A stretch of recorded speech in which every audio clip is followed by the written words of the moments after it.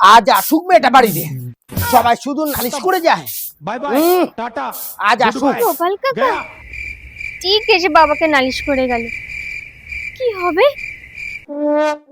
ওই যে এসেছে পাড়ার লোককে অতিষ্ঠ করে। বলি আর কতদিন আমাকে লোকের কাছে কথা শুনতে হবে শুনি? দাও বাবা, আমি ঝাড় দিয়ে দিচ্ছি, তোমার তো বয়স হয়েছে, দাও। থাক, তোকে আর উঠান ঝাড় দিতে হবে না। লোকে এসে আমায় ঝেড়ে চলে যাচ্ছে এই তোর জন্য। ঠিকই বলে সবাই, কারোর ভালো করতে নেই। ওদিকে গোপাল কাকার মুখোশ খুলে হারান দাদুর রাত থেকে শান্তি দিলাম, আর এখানে তোমাকে সাহায্য করবো বলে এসে তোমার কাছেই বোকা খেলাম। বলি, সারাদিন এই বসে তুমি ঝাড় দাও কেন? হ্যাঁ, কোমরটা ভাঙলে কি হবে জানো? তুমি সোজা হয়ে চলতে পারবে না, শুতে পারবে না, বসতে পারবে না, সারাক্ষণ কুঁজো হয়ে থাকবে। যখনই দেখি ঝাঁটা নিয়ে শুধু ঝাঁটে নিয়ে যাও, ঝাঁটে নিয়ে যাও, উঠোন পরিষ্কার তাও তুমি ঝাড় দাও, বারণ করলে শোনো না। বলি, এই বয়সে কি তুমি ঝাড়ুদার হবে নাকি? চুপ কর তুই। লোকে ঠিকই বলে, বাইরে থাকলে বক বক করে লোকের মাথা খাস, আর বাড়িতে থাকলে আমাদের। উফ।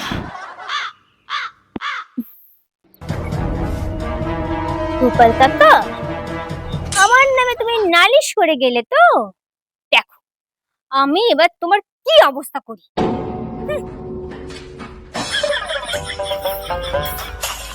চাই বাবাকে একটু শান্তি দিই।